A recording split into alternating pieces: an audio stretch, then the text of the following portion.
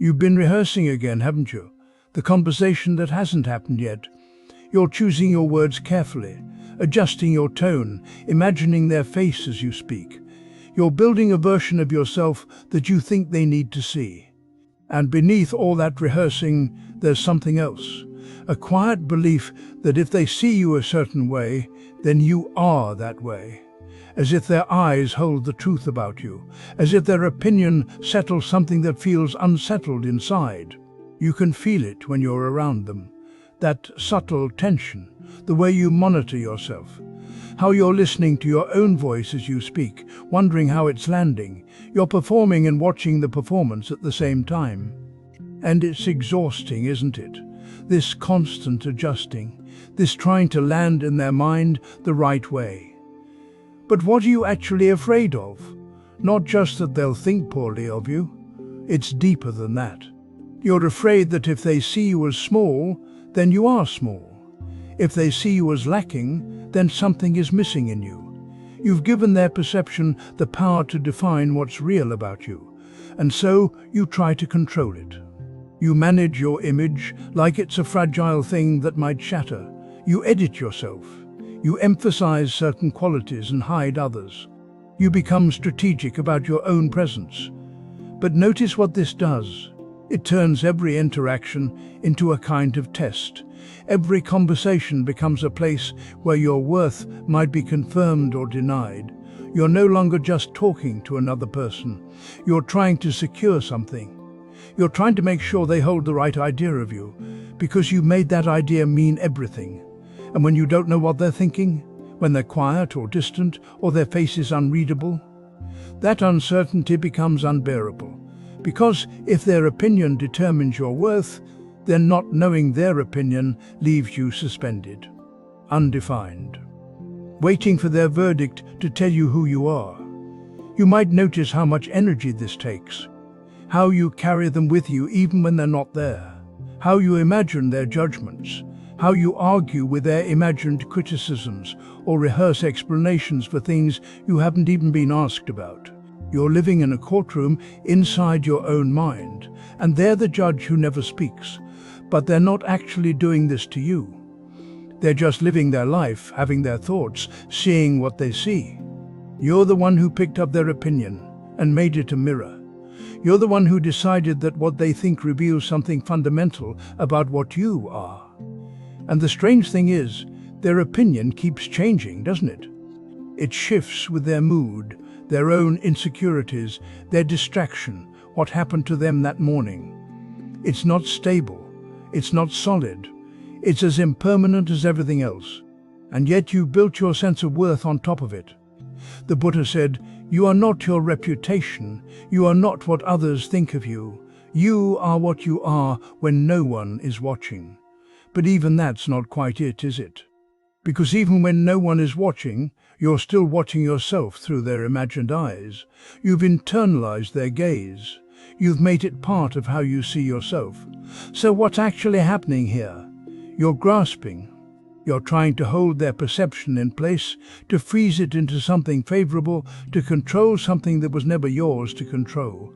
And every time you grasp, you create a little more suffering, a little more tension, a little more distance from what's actually here. Because what's here is just this moment, just this person in front of you, just this conversation happening. But you're not really in it. You're above it, managing it, trying to steer it towards an outcome that will finally make you feel okay about yourself. And when will that be enough? When will their good opinion finally settle the question? It won't. Because the question isn't really about them. It's about the fact that you made your worth something that needs to be proven, something that exists outside of you, in someone else's mind, waiting to be confirmed or denied. You can feel this, can't you?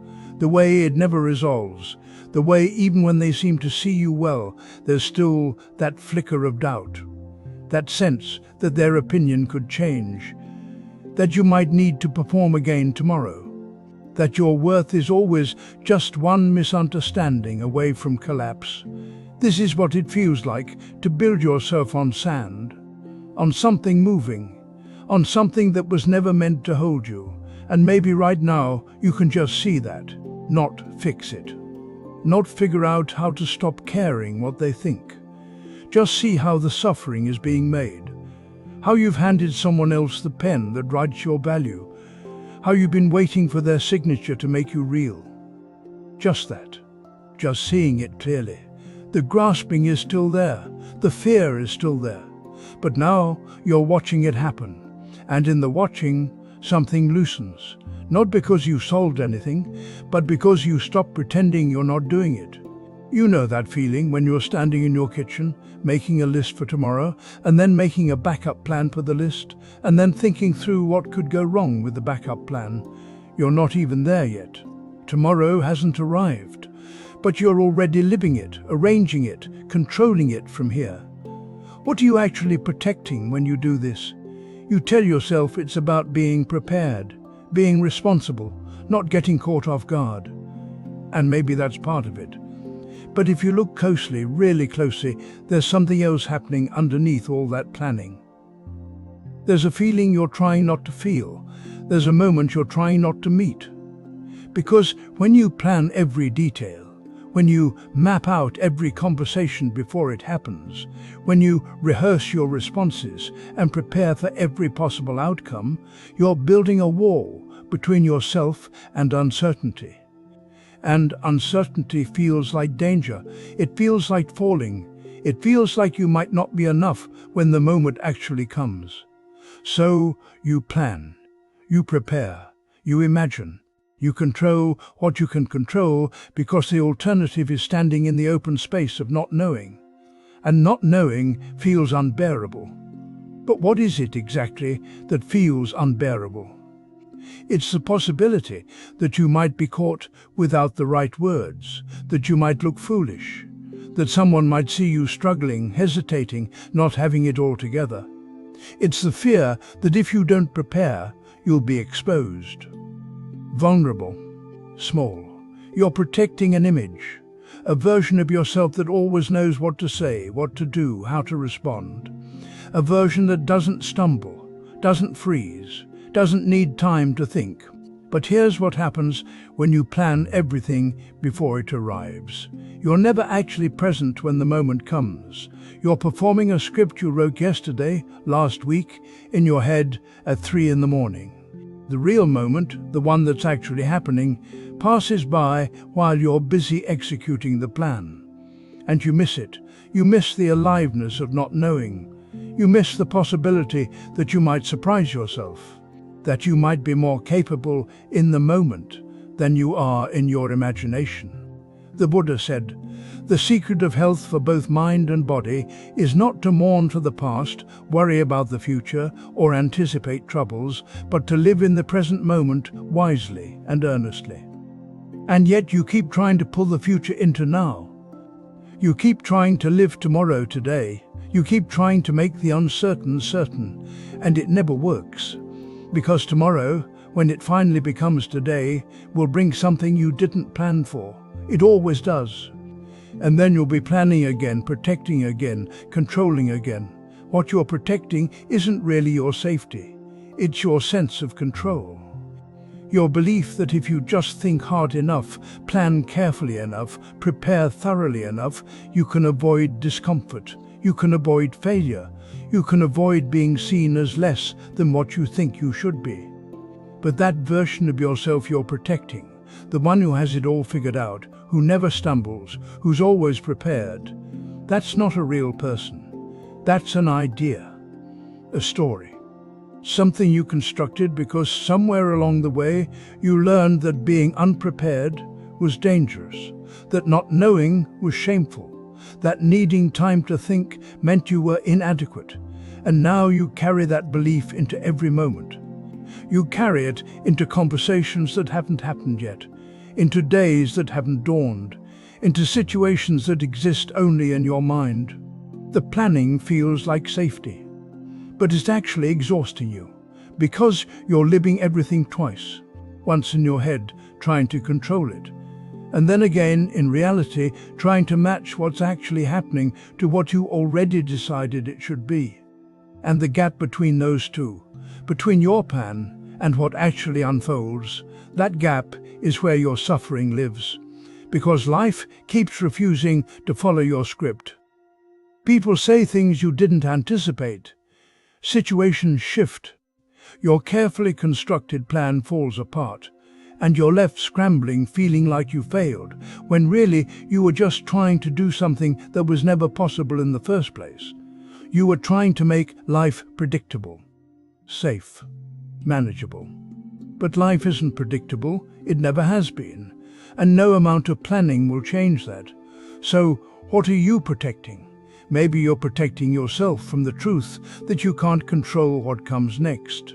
That you'll have to meet each moment as it arrives, without a script, without a plan, without knowing exactly how you'll respond. And maybe that's not something that needs protecting against. Maybe that's just what it means to be alive. You don't have to answer this right now. You don't have to fix anything or change anything. Just notice. Notice what it feels like to hold the future so tightly in your hands. Notice what you're afraid will happen if you let go. And see if you can sit with that, just for a moment, without planning your way out of it. You're holding something that isn't there anymore, not physically, but in your mind, in your chest, in the way you keep returning to certain memories, like touching a bruise to see if it still hurts. You replay conversations. You see faces that have changed or disappeared. You remember rooms you no longer enter, routines that dissolved, versions of yourself that don't exist anymore, and somewhere inside you're gripping all of it, tightly, as if the intensity of your holding could bring it back. But it doesn't come back, it never does, and still you hold. You hold the way things used to feel, the comfort of knowing what came next, the people who were present then, the ease that seemed so ordinary, you didn't even notice it until it was gone. You hold on to who you were in that time, how you moved through your days, what mattered to you then. And underneath all of it, there's this quiet belief, this feeling that if you just remember hard enough, if you keep it alive in your thoughts, if you refuse to let go, then somehow it hasn't really ended. But it has ended. That's the part that aches. The past isn't waiting for you to return to it. It's not preserved somewhere, ready to resume. It happened, it moved, it became something else. And what you're holding isn't the past itself, it's the idea of it, the story you've built around it, the feeling you've attached to it. You're holding a ghost. And ghosts don't keep you company. They haunt you. You know this, don't you? You felt it. The heaviness of carrying something that no longer exists. The exhaustion of trying to keep a world alive that has already transformed into something new. You think you're honoring what was. You think you're being loyal. But really, you're just refusing to see what is. Because what is different now. And different feels like loss. So you tighten your grip. You return to the same memories. You compare everything now to everything then. You measure today against yesterday and find it lacking. You tell yourself that things were better before, simpler, more real, and maybe they were. Or maybe you've just polished them in your mind until they shine brighter than they ever actually did. Either way, you're not there anymore, you're here. And here keeps changing too. The Buddha said, you cannot travel the path until you have become the path itself. You're standing at the edge of now, but your hands are full of then. And because your hands are full, you can't touch what's in front of you. You can't receive what's trying to arrive. You're so busy protecting what's already gone that you're missing what's actually happening. This is how suffering continues. Not because the past was taken from you, but because you keep reaching back for it. You keep trying to hold water in your hands, and then you wonder why you feel so empty. The past doesn't need you to hold it. It's already complete. It happened exactly as it happened, and your remembering doesn't change it. Your longing doesn't resurrect it. Your refusal to let go doesn't make it more real. It just makes now feel less real. It makes this moment feel like a poor substitute for something better. And so you live half here, half there, never fully present, never fully at rest. And underneath it all, there's fear, isn't there? Fear that if you stop holding on, you'll lose it completely. Fear that letting go means forgetting. Fear that if you accept that it's over, you're somehow betraying it. Betraying them. Betraying who you were. But letting go isn't betrayal. It's just truth. Things change. People change. You change. Life doesn't pause. It doesn't wait for you to be ready. It moves, and it keeps moving, and everything you've ever known will eventually become something you used to know. That's not cruelty. That's not punishment. It's just the way things are. And you can keep fighting it, you can keep holding, you can keep your hands closed around what's already dissolved, but it won't stop the changing. It will only stop you from living in what's here now. So maybe the question isn't why you're holding on. Maybe it's what you think will happen if you open your hands.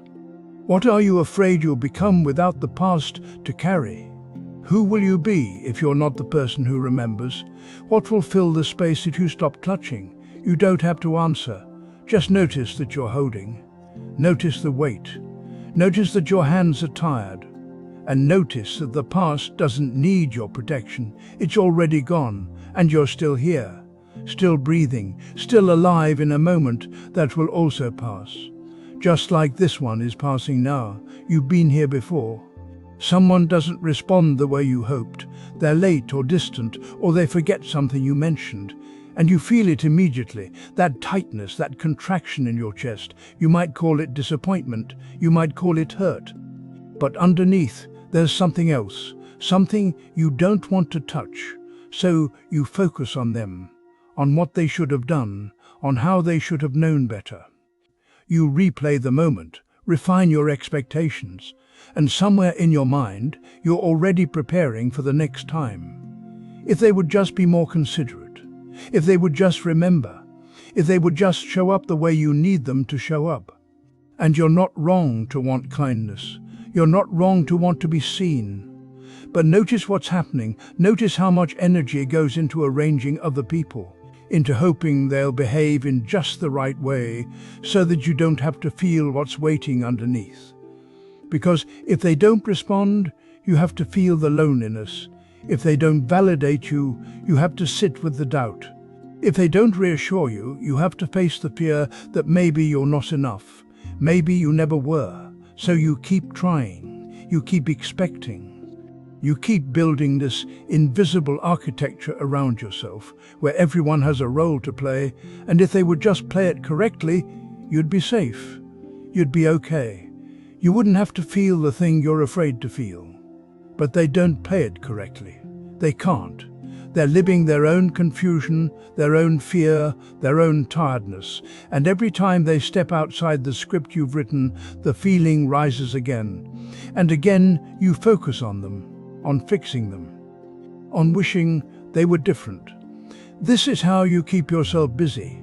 This is how you avoid the raw edge of your own vulnerability. You don't have to fix this. You don't have to change it. But you can see it. You can notice the pattern. You can feel the moment when disappointment arrives and watch how quickly you turn it into a story about someone else. How quickly you make it about their behavior instead of what's actually moving through you. What if they can't save you from what you're feeling? What if no one can? What if the way they show up or don't show up is just what's happening and underneath it all, you're still left with yourself? The Buddha said, you yourself, as much as anybody in the entire universe, deserve your compassion, not their compassion, yours. Because the feeling you're afraid to feel, it's already here. It's been here all along. You've just been asking other people to stand between you and it, to behave in ways that keep it at a distance. But it doesn't stay at a distance. It keeps coming back.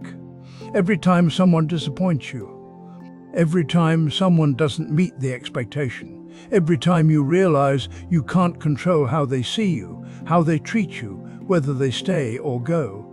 And maybe that's the exhaustion you feel, not from them.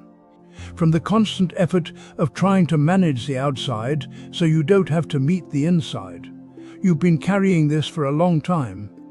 This belief that if people would just be different, you'd feel different.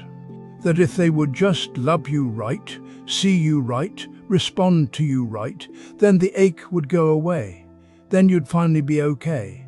But it doesn't work that way. It never has. The ache is not about them. It's about what you haven't been willing to feel.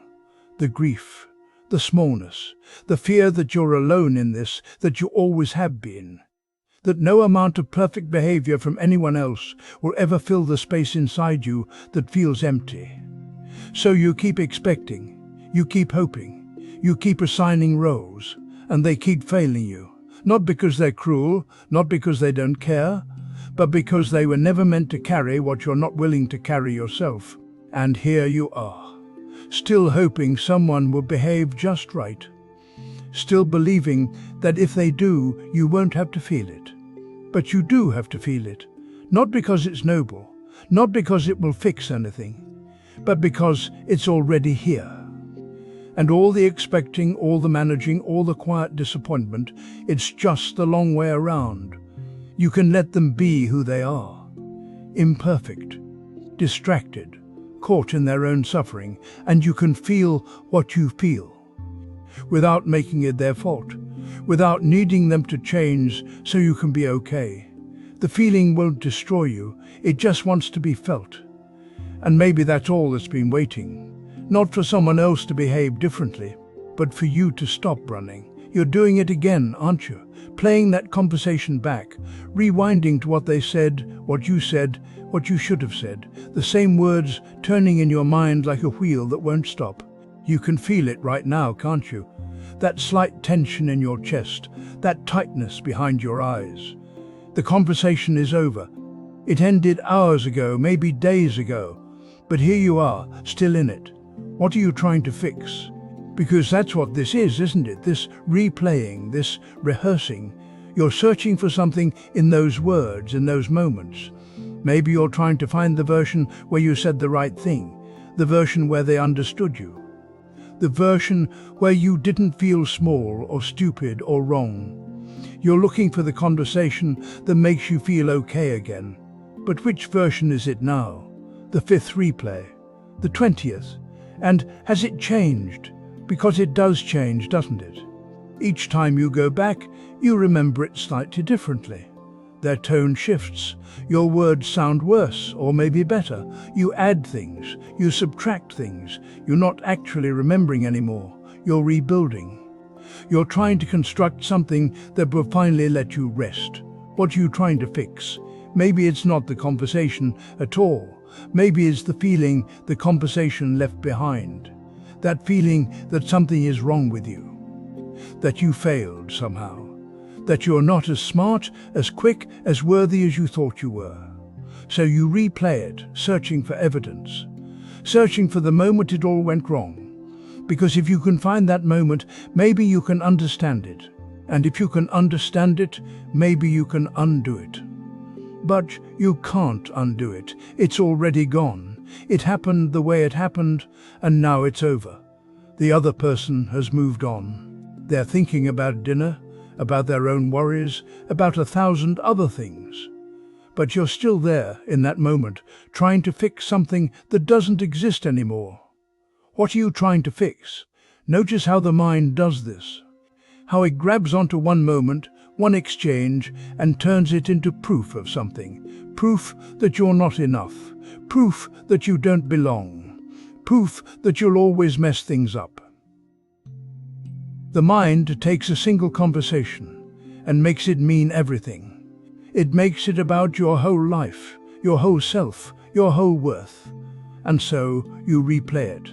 You examine it. You turn it over and over, looking for the flaw, looking for the answer, looking for the way to make yourself okay again. But each time you replay it, you're not getting closer to peace, you're getting further away. Because each replay is another moment of resistance, another moment of saying, this shouldn't have happened this way, I shouldn't have said that. They shouldn't have reacted like that. I should be different than I am. The Buddha said, you yourself, as much as anybody in the entire universe, deserve your compassion. What if you stop trying to fix it? What if you just let it be what it was? An imperfect conversation, an awkward moment, words that didn't land the way you hoped. What if that's all it was? Not a referendum on your worth, not a sign of your failure. Just a conversation that happened and then ended. But the mind doesn't want to let it end, does it? Because letting it end means accepting that you can't control what happened. You can't go back and change it. You can't make them see you differently. You can't erase the feeling of being exposed or misunderstood or less than. And that feeling, that's what you're really trying to fix. That feeling that something about you is wrong. So you keep replaying, keep searching, keep trying to find the version of the conversation where you finally feel okay, where you finally feel safe, where you finally feel enough. But that version doesn't exist in the past. It never did. The past is already gone. It's not solid. It's not fixed. It's just a memory you're recreating over and over, hoping it will give you something it can't give you. What are you trying to fix?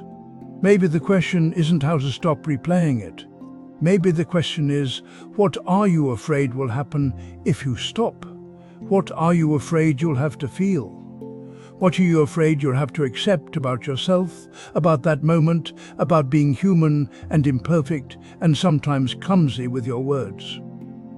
The conversation is over, but you're still here, still breathing, still alive, still whole, even with the discomfort, even with the doubt, even with the wish that things had gone differently. You don't need to fix it. You never did. It's already over. And you're still here. You've noticed something, haven't you? There's a version of you that still lives inside your thoughts. The one who struggled in that particular way. The one who failed at that thing. The one who was hurt back then.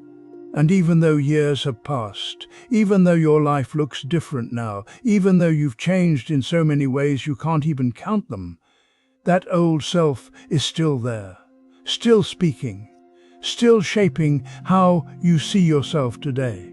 You carry it like a photograph you can't throw away.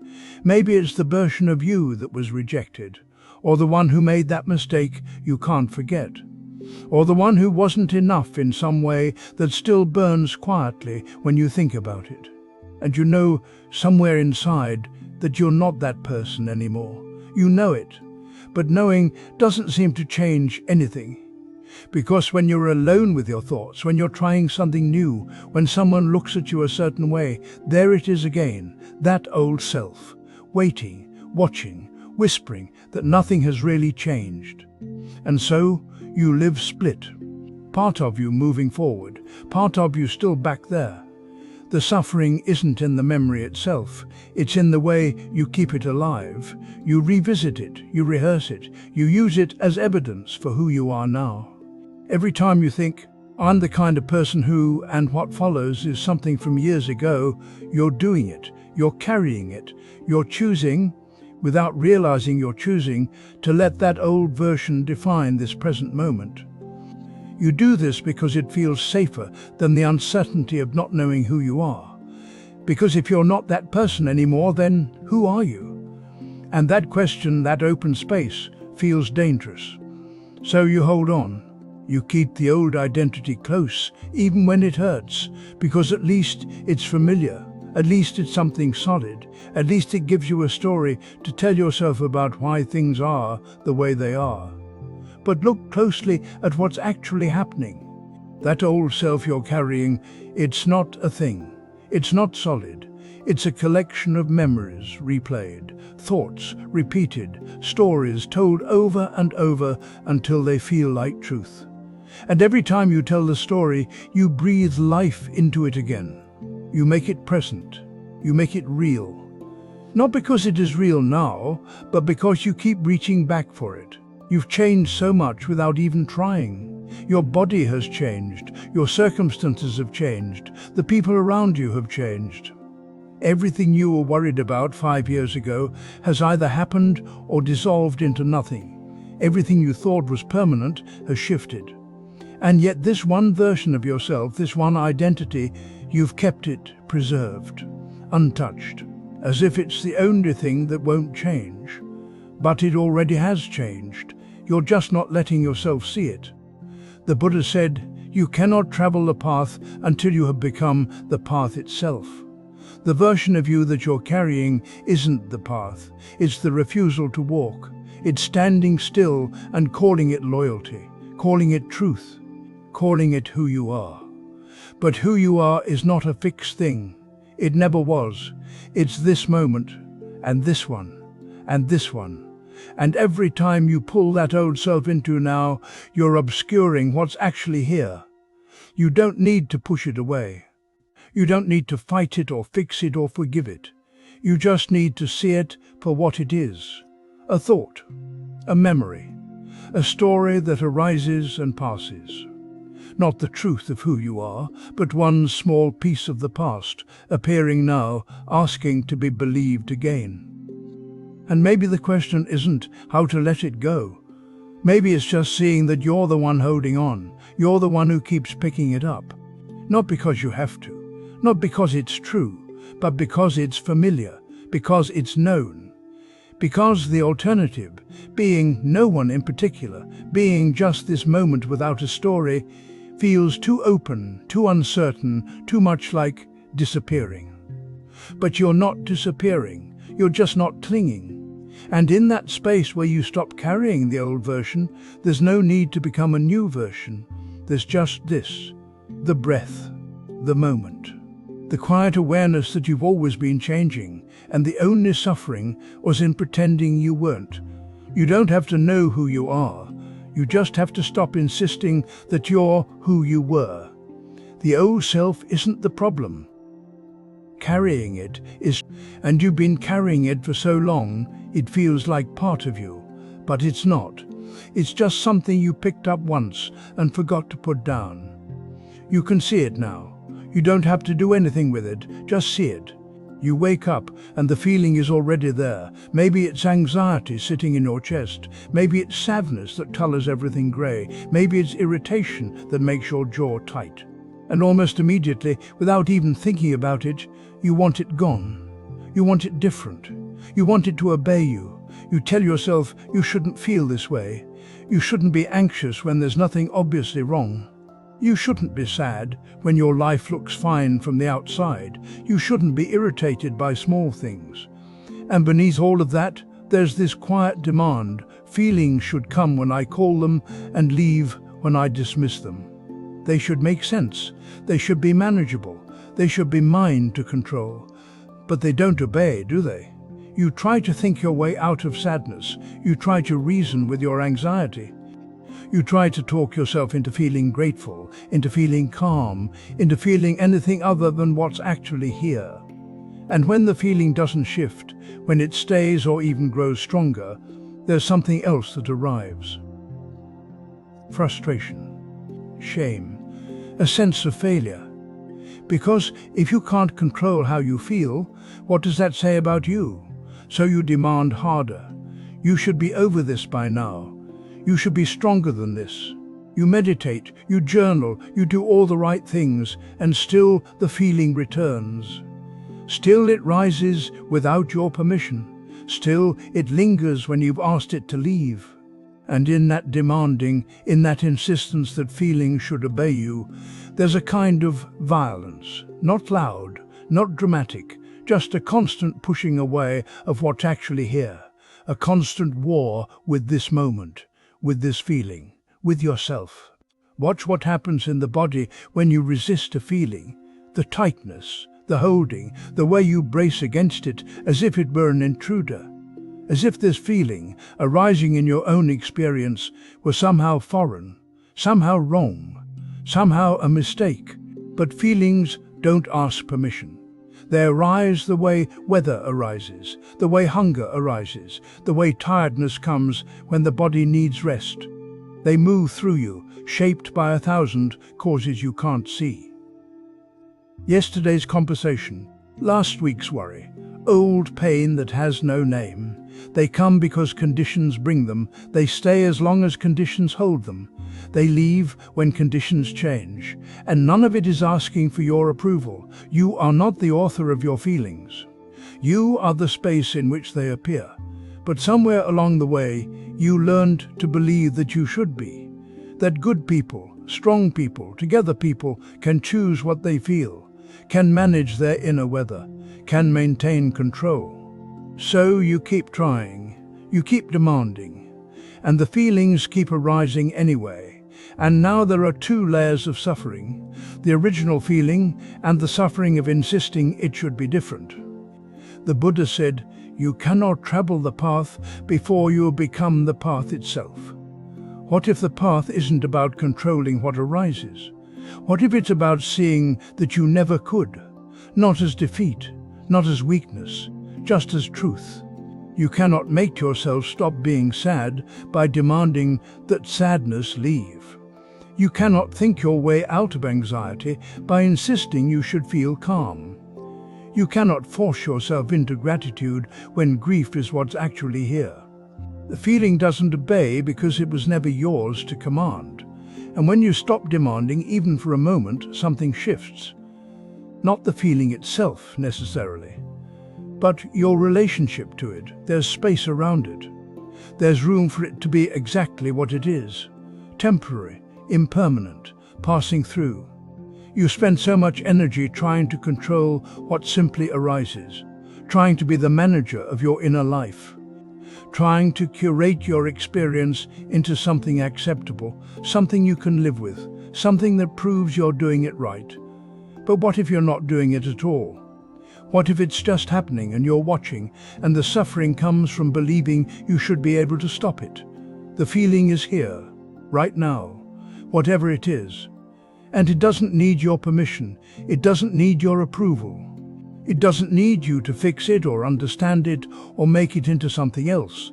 It just is. And you, watching it, are also just here. Not in control, not failing, just present with what's actually true. The demand falls away when you see it for what it is. Not because you've mastered anything, not because you've finally learned the right technique, but because you've seen that demanding was always just another feeling arising, another movement of mind, another wave in the ocean that you mistook for the shore. You're planning again. You're moving through your day and your mind is already 3 steps ahead, checking the angles, measuring the risks, rehearsing what you'll say if things go wrong. You're trying to see around corners. You're trying to make sure nothing catches you off guard. And underneath all of it, there's something you're afraid will happen again. You might not name it directly. You might not even remember the exact moment. But somewhere in you, there's a memory of disappointment, of things not working out, of feeling foolish or exposed or small. And now you're building walls around that feeling. You're trying to control every outcome so you never have to feel that way again. But notice what's happening. You're not actually preventing disappointment, you're living inside it, right now. The disappointment you're trying to avoid is already here, shaping every choice you make, tightening around every interaction. You're carrying it with you. When you control, you're saying, the world is not safe unless I manage it. People will let me down unless I anticipate their moves. Things will fall apart unless I hold them together. And so you grip, you plan, you monitor, you adjust, you stay vigilant. And it's exhausting, isn't it? Because no matter how much you plan, life keeps slipping through your fingers. Someone says something you didn't expect. A situation unfolds differently than you imagined. Your careful strategy meets the unpredictable reality of other people, of timing, of circumstances you can't see. And then you have to plan again, control again, tighten again. The disappointment you're protecting against might have happened once, or twice, or many times, but now you're making it happen every day. You're disappointing yourself by believing you should be able to see everything coming. By believing that if you're just careful enough, vigilant enough, prepared enough, you can make life go the way you need it to go. But it won't. It never does. Not completely. And somewhere inside, you already know this. That's why the controlling never stops. Because it doesn't work. If it worked, you'd relax. You'd stop. But you can't stop because the next disappointment might be around the next corner and you have to be ready. So you're living in a future that hasn't happened, protecting yourself from a past that already did. Notice what you're actually disappointed in. Not just the outcomes, not just the things that didn't work out. You're disappointed that life won't stay still, that people won't be predictable, that you can't make reality cooperate with your need for safety. You're disappointed that you're not in control, and you never were. The Buddha said, you can't stop the waves, but you can learn to surf. The waves keep coming, the disappointments, the surprises, the things you didn't plan for. They come because life is moving, because everything is always changing, because the future you're trying to lock down doesn't exist yet, and when it arrives, it won't look like what you imagined. And the disappointment you're trying to prevent, it's already woven into the controlling itself. Because every time you grip tighter, you're telling yourself, I'm not okay unless this goes my way. I'm not safe unless I can see what's coming. I can't trust life. I can't trust people. I can't even trust myself to handle what happens. That's the disappointment, not the outcome. The belief that you need the outcome to be different than it is. So what if you stop trying to prevent it? Not by giving up or letting everything fall apart, but by seeing that the controlling is the suffering, the planning, the vigilance, the constant measuring of risk. That's where you're living. That's where the disappointment lives. In the gap between how you need things to be and how they actually are. You can't control your way out of disappointment. You can only control your way deeper into it. And maybe right now you can just notice that. Notice the tightness. Notice the planning. Notice the part of you that believes if you just think it through one more time, you'll finally be safe. You won't. Not because you're doing it wrong, but because safety isn't something you create by controlling outcomes. It's not something you earn by being careful enough. The disappointment you're afraid of is the same disappointment you're creating, the fear of it, the running from it, the exhausting work of trying to make sure it never happens again. And it's here, right now, in the trying. What if you just let it be here? You feel it, don't you? That sudden tightness when someone mentions a schedule change, when a plan shifts, when something you thought was certain turns out to be flexible after all. It's not just discomfort, it's deeper than that. It feels like falling, like the floor just disappeared and you're reaching for something solid that isn't there anymore. Even small things. A meeting moved to a different day, a friend cancelling dinner, your morning routine interrupted. These aren't catastrophes, you know that. But your body doesn't know that. Your chest tightens, your thoughts start racing. And suddenly you're standing in your own life feeling like a stranger, like you don't know what comes next, like you've lost your footing entirely. You built something, haven't you? Not just a schedule or a routine. You built a sense of ground, a feeling of knowing. This is how things are. This is what happens next. This is who I am in this situation. And when any piece of that shifts, even slightly, it's not just the piece that's moving, it's everything. The whole structure trembles. Because you've been holding it all so carefully, arranging your life just so, not consciously maybe, but you've been building this sense of solid ground beneath you, moment by moment, decision by decision. You've been telling yourself, if this stays the same, I'll be okay. If this remains predictable, I can breathe. If I can count on this, I'm safe. And then something changes, something small, and the ground you thought was real reveals itself. It was never ground at all. It was just more arrangement, more clinging, more of you trying to make the world stand still. Watch what happens in those moments. Really watch. When the change comes, there's a split second before the fear. A gap. And in that gap, you're actually fine. You're standing there. You're breathing. Nothing has collapsed. But then the mind rushes in. It says, this wasn't supposed to happen. It says, I need to know what's next. It says, if I can't control this, what else will fall apart?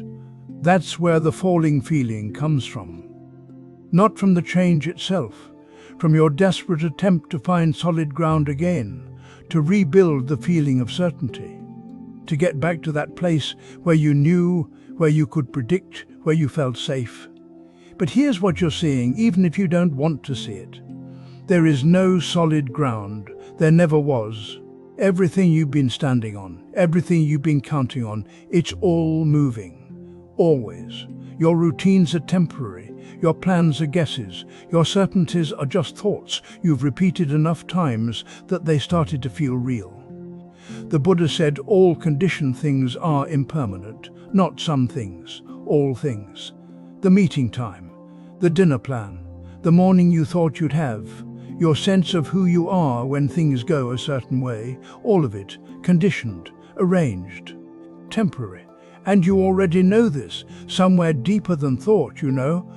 That's why the small changes feel so big, because they're showing you what you've been trying not to see, that the ground was never there, that you've been building and rebuilding this feeling of stability on top of something that's always shifting, always dissolving, always becoming something else.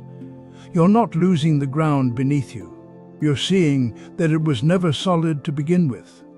And that seeing, that recognition, it feels like falling because you've spent so much energy pretending otherwise. You've invested so much in the story that if you just arrange things right, if you just keep things predictable enough, you'll finally feel secure. But the security you're looking for can't come from things staying the same. Because things don't stay the same. They can't. And every small change is just life showing you this truth again, not to hurt you, not to punish you, just because that's what life is.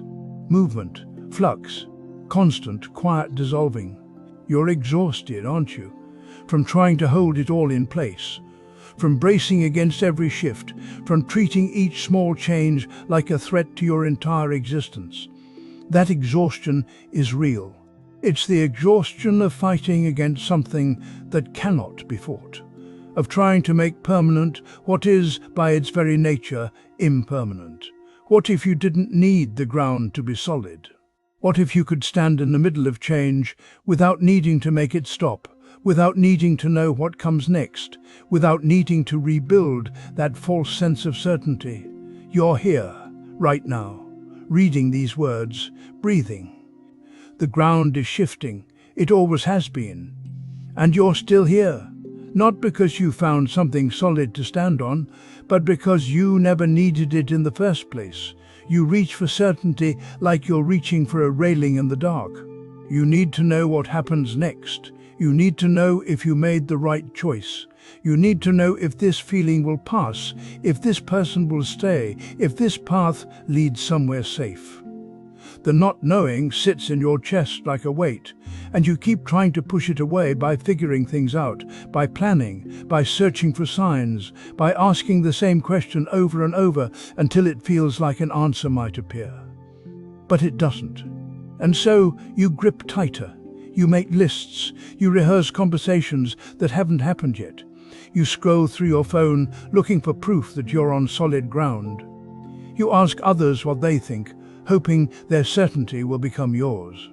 You replay the past, searching for clues about the future. You turn everything into a problem that needs solving because solving feels like standing still, and standing still feels like safety. But notice what's happening beneath all of this. Notice the fear. Not knowing feels like falling because you believe that if you don't know, you can't protect yourself. If you don't know, something terrible might happen. If you don't know, you might make a mistake you can't undo. And so you hold on. You hold on to your plans, your beliefs, your ideas about how things should be. You hold on to the story you've been telling yourself about who you are and where you're going. And the tighter you hold, the more exhausted you become. Because certainty is always slipping away. You think you know, and then something shifts. You think you figured it out, and then doubt creeps back in. You think you found solid ground, and then the ground moves. Life doesn't wait for your permission to change. People don't stay the same. Feelings don't stay the same. The world you woke up to this morning is not the world you'll go to sleep in tonight. Everything is moving, always, and you are trying to make it stand still. This is the grasping. This is where the suffering lives. Not in the uncertainty itself, but in your refusal of it. Not in the not knowing, but in the belief that you must know. You are creating a war between what is and what you wish were true. And in that war, you are always losing. You tell yourself that once you know, you'll relax. Once you have the answer, you'll feel at peace. But think about all the times you've been certain before. Think about all the things you were sure of that turned out differently. Think about all the plans that fell apart, all the fears that never came true, all the outcomes you couldn't have predicted. Certainty didn't protect you then. It won't protect you now. The Buddha said, the root of suffering is attachment. And you are attached to knowing. You are attached to the feeling of control that certainty seems to offer. You are attached to the idea that if you just think hard enough, worry long enough, plan carefully enough, you can stop the falling. But you can't stop it. You were never supposed to. Not knowing isn't the enemy. Not knowing is just what's true. Right now, in this moment, you don't know what will happen tomorrow. You don't know if you'll regret this decision. You don't know if things will work out the way you hope. And you can spend all your energy fighting that reality, or you can notice that you're fighting it. You can notice the clench in your body. You can notice the spinning in your mind. You can notice how exhausting it is to live like this, always braced, always searching, always trying to nail down what cannot be nailed down. What if the falling isn't the problem? What if the problem is believing you need to stop falling? What if uncertainty isn't a hole you're about to drop through, but just the way things are? What if you've been standing in the middle of not knowing your whole life, and it's only your resistance to it that makes it feel unbearable? You don't have to figure this out right now. You don't have to let go of anything. You don't even have to stop reaching for certainty. Just notice that you're reaching. Notice what it feels like in your body. Notice the tiredness. Notice the fear underneath the need to know. Notice how the mind keeps promising that certainty is just around the corner, one more thought away, one more answer away. And notice that it never is. You are here in this moment, not knowing. And you are still breathing, you are still here. The falling you're so afraid of. Maybe you're already in it. Maybe you always have been. And maybe that's not the disaster you thought it was. You know it's over. Somewhere beneath the noise, beneath the justifications and the plans and the memories you keep replaying, you know. And yet, you stay, you hold on. You keep the door open just enough to let the light through, just enough to convince yourself there's still something alive here. What are you resisting by refusing to let this end? Maybe you're resisting the quiet that will come after, the empty chair, the missing name in your phone, the mornings without their voice. You built so much of your life around this person, this phase, this version of yourself. And if it ends, what happens to all of that? What happens to the routines, the inside jokes, the future you imagined together? You're not just holding on to them. You're holding on to the world that existed because they were in it. Or maybe you're resisting what it says about you. If this ends, if you let it go, does that mean you failed? Does it mean you didn't love enough, didn't try hard enough, didn't fight for what mattered? You keep going back to the good days, the moments when it felt right, and you think, if it was real then, it must still be real now. But you're not remembering the relationship. You're remembering your hope for what it could be. And hope, when it's attached to something that's already gone, becomes suffering. You're resisting the loss, not just of them, but of who you were with them. That version of you that felt needed, loved, seen. That version that had a place, a role, a reason to wake up and reach for your phone. If this ends, you'll have to meet yourself again, alone. And maybe that's the part you're not ready for, Maybe that's the part that frightens you more than anything. So you stay in the in-between. You keep the conversation going even though it's hollow. You make plans you both know won't happen. You hold on to the thread because letting go feels like stepping off a cliff. But here's what you might not see yet. You're already falling. You've been falling this whole time. The holding on isn't keeping you safe. It's keeping you suspended in the ache. Every time you check their messages, you're creating the longing. Every time you imagine them coming back, you're creating the loss. Every time you tell yourself, maybe if I just wait a little longer, you're creating the suffering. Not because you're weak, not because you're doing it wrong, but because you're trying to make permanent what is, by its very nature, impermanent. The Buddha said, you only lose what you cling to. You feel that, don't you? The tightness in your chest. The way your mind circles back again and again to the same questions, the same scenes. You're not holding on to love. You're holding on to the fear of what comes after love ends. And that fear, that grasping, is what hurts, not the ending itself. The ending is already here. You're just refusing to see it. What if you didn't have to fix this? What if you didn't have to make a decision, take a stand, have the final conversation? What if you could just see it? See the way you're gripping. See the way you're bargaining with reality. See the way you're trying to control something that was never yours to control. This relationship, this phase, it came, and now it's going. That's not a failure. That's not a tragedy. That's just what happens. Everything that arises passes away. The job you loved, the home you felt safe in, the person you thought you'd grow old with. It all moves. It all changes. And your suffering isn't coming from the change. It's coming from your resistance to it. You don't have to let go right now. You don't have to be ready. But you can see that you're not ready. You can see that you're holding on. You can see that underneath the holding is fear, and underneath the fear is the belief that you won't be okay without this. And maybe you won't be okay, not right away. Maybe there will be grief. Maybe there will be empty nights and moments when you forget they're gone and reach for them anyway. But that grief, that emptiness, it's not the problem. The problem is thinking you can avoid it by refusing to let this end. You're standing at the edge of something.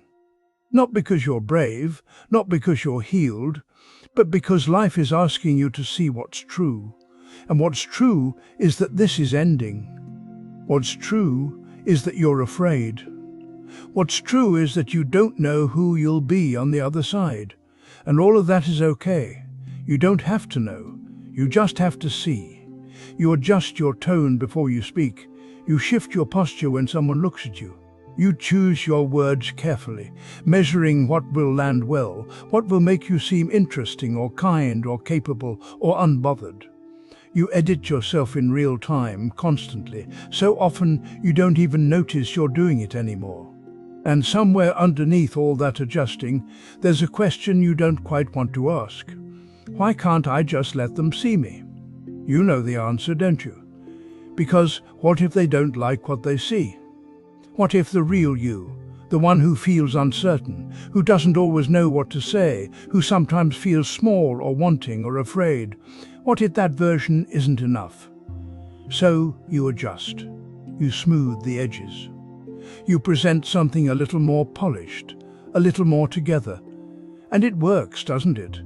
They respond well. They like you. They think you're fine. But you feel the gap.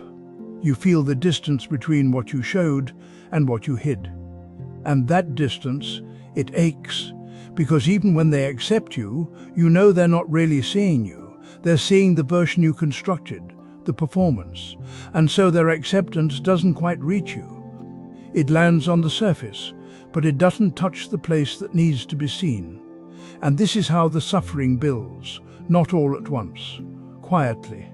You adjust again the next time. And again, each time reinforcing the belief that the real you isn't safe to show, that you need to be curated, managed, controlled, and the more you adjust, the more separate you feel. the more alone. You might think the problem is that you haven't found the right person yet, someone who would understand, someone who wouldn't judge. But notice what happens even when you meet someone kind, someone open. You still adjust, you still hold back. Because the fear isn't really about them, it's about you. About what you believe will happen if you stop performing. You're afraid they'll see your need, your confusion, your ordinariness. You're afraid that without the adjustments, without the image, there's nothing there worth staying for. And so you keep building, keep adjusting, keep presenting, and every time you do, you move further from the very thing you want, to be seen, to be known, to rest in someone's presence without the exhausting work of being someone. But here's what's happening. The image you're adjusting, it's not solid. It shifts depending on who you're with, what you think they value, what mood you're in, what you're afraid of that day. It's not a real thing, it's a collection of reactions, a strategy, a way of trying to control how you're perceived so you can feel safe. But you can't control it, not really, because people see more than you think. They feel the gap too. They sense the adjustment, even if they can't name it. And what they're left with is a feeling that something's missing, that they can't quite reach you. The Buddha said, "Whatever is subject to arising is subject to cessation." The image you build, it arises, it appears, it seems real, and then it falls apart. Someone sees through it, or you forget to maintain it, or you're too tired to perform, and suddenly the whole thing collapses, and you feel exposed, ashamed, afraid all over again. So you build it back up, you adjust again. You try harder. But it keeps falling apart, doesn't it? Because it was never stable to begin with. It was always just a response to fear. And underneath that fear, underneath all the adjusting, there's just this, a person, breathing, feeling. Uncertain sometimes, wanting sometimes, afraid sometimes, not a fixed thing, not a solid self that needs to be protected or improved or presented, just this changing, living experience. What if the person you're trying to show them isn't the problem? What if the exhaustion comes from believing there's something wrong with what's actually here? You don't have to answer that now. You don't have to fix it or change it or figure out how to be more authentic. Just notice. Notice the adjusting. Notice the fear beneath it. Notice how tiring it is. Notice the gap. And maybe, just for a moment, stop trying to close it. Not because you've found the courage, not because you've decided to be vulnerable, but because you see clearly that the adjusting doesn't work. It never brings you closer. It only makes the loneliness more refined. Someone might see you, or they might not. But the adjusting, that's where you disappear.